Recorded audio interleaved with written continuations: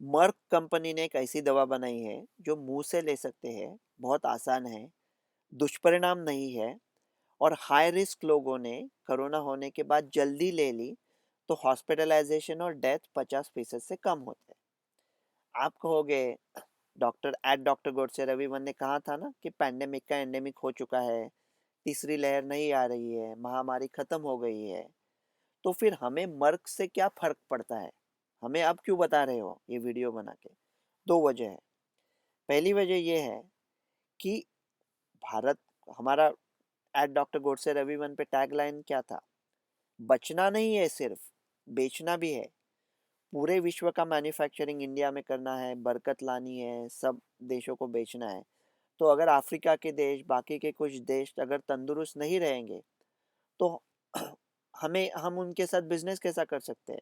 अगर वो स्वास्थ्य में रहे तो हमें भी फायदा है, मुनाफा है। वो हिंदी मूवी का एक सॉन्ग था ना, कुदरत ने तो बख्शी थी हमें एक ही धरती, हमने कहीं भारत कहीं ईरान बनाया। तो जब दुनिया तंदुरुस्त रहेगी अपने लिए भी अच्छा है। और दूसरी वजह ये है कि अगर कोरोना और मीडिया के ताल्लुकात देखे तो गब्बर सिंह कहेगा बहुत याराना लगता है। तो अभी जब तीसरी लहर नहीं आ रही है तो कहीं से पकड़ पकड़ के मनहूस खबरें लाएंगे लोग कहीं से। तो अभी जब बुरी खबरें शायद आ सकती है तब ये अच्छी खबरों का आपको टॉनिक देते रहेंगे। तो ये मर्क की दवा क्या है? मोलनूपिराविर करके है।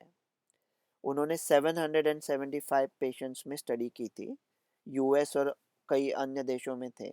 उनके दो ग्रुप थे जिन्होंने ये दवा मुंह से लेते हैं। 4 गोलियां दिन में 2 बार 5 दिन के लिए खाना है।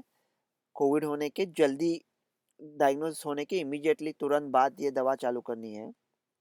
सिर्फ हाई रिस्क लोगों में ली थी। जो लोगों ने दवा ली थी उनमें 7% हॉस्पिटलाइजेशन हुए, कोई भी डेथ नहीं हुई। और जिन्होंने दवा नहीं ली थी वो लोगों में 14% हॉस्पिटलाइजेशन और कुछ मौतें हुई। अब जे हम लोग स्टडी करते हैं, ये स्टडी करते समय अगर ऐसा ध्यान में आया कि ये दवा खराब है, नहीं चल रही है, तो हम स्टडी बंद कर देते हैं। क्योंकि फायदा क्या है ना, जिस रास्ते पे जाना नहीं है उस पे आगे चलने में फायदा क्या है? लेकिन कभी कभी, और ये सब बहुत रेयरली होता है, बहुत मुश्किल से, बहुत ही असंभव होता है कि ये जो मॉनिटरिंग बोर्ड होता है वो दवा देखता है और कहता है अरे ये तो भैया इतनी अच्छी चल रही है कि उसको स्टडी करने में अभी कोई पॉइंट ही नहीं है। हमको पता चला है पहले 3 वनडेज में वो बैट्समैन में डबल सेंचुरी लगा दिया, तो अभी 10 वनडे के लिए उसका क्यों हम लोग जांच करते रहे? उसको तो ले लिया इंडियन टीम में। वैसे ये मॉनिटरिंग बोर्ड ने ये मर्क को बोला अभी ये स्टडी बंद करो, ये दवा बहुत अच्छी है और शायद कुछ हफ्तों में उसको परमिशन मिल जाएगा। ये जो दवा है ना, वो पहले कितने दिन से उस पे ऊपर काम चल रहा है, मोलनूपिराविर। वो अलग अलग नाम से भी आई थी कि MK4082 EID, ऐसा कुछ काफ़ी नाम से वो आई थी। और अप्रैल 2021 में मर्क ने तो कहा था कि इसके ऊपर हम लोग काम बंद कर रहे हैं। क्यों काम बंद कर रहे हैं? क्योंकि वो हॉस्पिटलाइज जो लोग ऑलरेडी सीरियसली इल थे उनमें दे रहे थे और वहाँ नहीं चल रही थी। ये इतनी सिंपल बात है ना, किसी के अब तक कि पता नहीं क्यों साइंटिस्ट के समझ में नहीं आई। कोविड जब आपको होता है, पहले 9 दिन वो वायरस का थोड़ा रेप्लिकेशन चलता है। 9 दिन के बाद जब बॉडी हारने लगती है तो साइटोकाइन स्टॉर्म आता है। वायरस को भी डैमेज होता है और बॉडी को भी काफ़ी सारा डैमेज होता है। तो अगर आप सीरियसली इल हो गए, ऑक्सीजन ड्रॉप हो गया है, साइटोकाइन स्टॉर्म चालू हो गया है, उस वक्त पे एंटावायरल दे के कुछ फ़ायदा ही नहीं है। क्योंकि सब डैमेज बॉडी खुद कर रही है साइटोकाइन स्टॉर्म से। सो जो भी दवा लेनी है जल्दी लेनी है।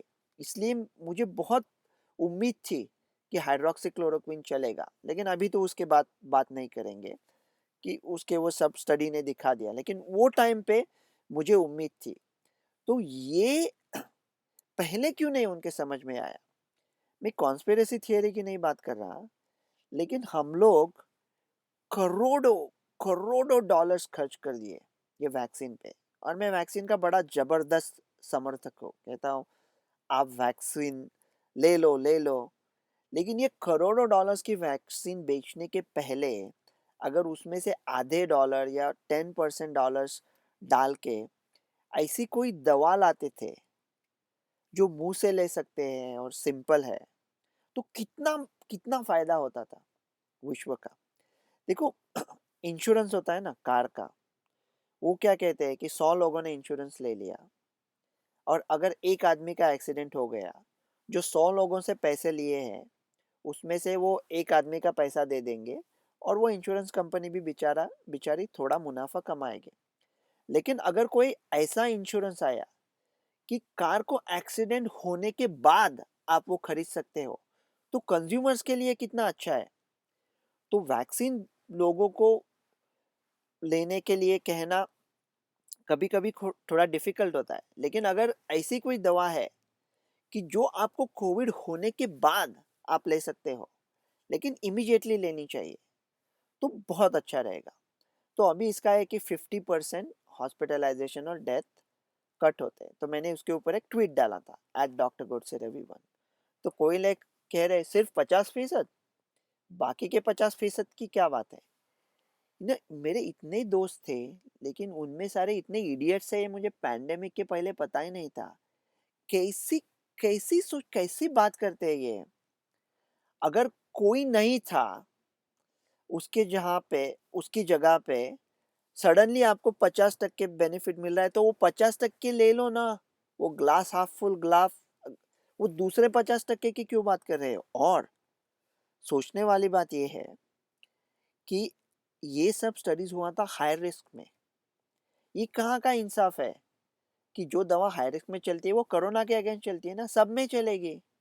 अगर उसका सप्लाई इनफ है तो लो रिस्क वाले भी ले सकते हैं। और लो रिस्क वालों का हॉस्पिटलाइजेशन का रिस्क ऑलरेडी बहुत कम है। उनमें ये स्टडी कर दिया तो शायद उसका नतीजा आएगा कि 100% ये प्रभावी है। तो अभी फाइजर भी एक दवा बना रहे हैं 07321332। वो ओरल पिल ही है और ये मर्क के जो मोलनुपिराविर है उसके सिमिलर है। ये जो कंपटीशन होती है ना मुनाफाखोर लोगों में, ये जो प्रतियोगिता चलती है, वो कंज्यूमर्स के लिए बड़ी अच्छी होती है। से हमारा बहुत फायदा होता है। मुनाफा कमाने में कोई हर्ज नहीं है, तो इसमें बहुत फायदा है। मॉडर्ना ने mRNA वैक्सीन पहला बनाया था। जब मॉडर्ना बना रहा था तब फाइजर दूसरे मॉलिक्यूल पे काम कर रहा था। मॉडर्ना का सक्सेस देख के फाइजर गुस्सा हो गया, उन्होंने खुद का वैक्सीन डाल दिया mRNA और विश्व को 2 बेहतरीन mRNA वैक्सीन मिल गए। इसकी वजह से अगर फाइजर और मर्क में फाइट हो गई तो कंज्यूमर्स का फायदा है। यूएस गवर्नमेंट ने अभी 17 लाख डोज ऑलरेडी खरीद लिए हैं। रणनीति ऐसे बनती है, वो दवा आने के 6 महीना बाद ये नहीं कहते कि हमारे पास स्टोरेज ही नहीं है, इंडेमिटी नहीं है, ये देंगे वो देंगे फैसला करेंगे, ऐसा नहीं चलता। यूएस गवर्नमेंट ने ऑलरेडी खरीद लिया है। इसको कुछ हफ्ते में परमिशन मिलने वाला है यूएस में। भारत सरकार आज सोच सकता है कि विश्व में सबसे पहला देश हो कि जिसको परमिशन दे दे और उसका पूरा मैन्युफैक्चरिंग इंडिया में ला ले। देखो अभी ना हम कुछ इस पोजीशन में है वो कहते हैं कि हमको अभी ज़्यादा सोचना ही नहीं है।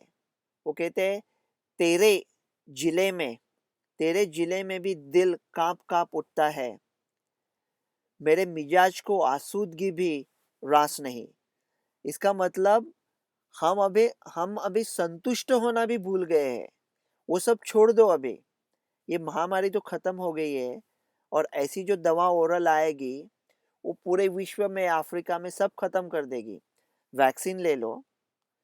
अगर गलती से वैक्सीन सीरियस डिसीज से बचाएगी आपको। अगर गलती से मामूली कोविड होता है तो जल्दी टेस्ट करो और मोनोक्लोनल या ओरल दवा ले लो। सिर्फ सिम्टोमेटिक लोगों का टेस्टिंग करो, बाकी सब खोल दो। डॉक्टर अभी गुड से।